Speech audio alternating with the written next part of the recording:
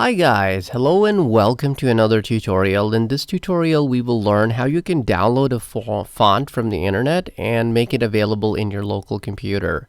So I have already typed in my search box on the Google that this is the font that I'm interested in downloading. So one of the links that I am provided is coming from fonts.google.com, so I'll just click to download the family. As you can see down, the whole thing is downloaded. I will open it and I will unzip it. Once I unzip it, I have been provided with this font. Now I need to find the fonts folder on my local computer, and that's where I can go and drop it. To install a font, you click on the search and you can type font and you can bring about the font set.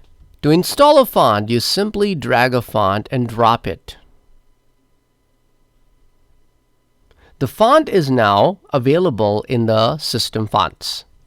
So this is the region where you need to drag and drop the font. Now that the font has been dragged and dropped in this region, now let's make sure if the font is available on this computer.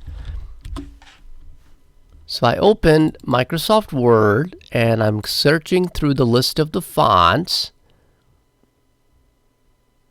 And as you can see, this is where the font is now available for me to use. Hope you would have enjoyed this tutorial and have learned how you can download a font from the internet and use it in your computer. Have fun using the new fonts. Take care. Bye-bye.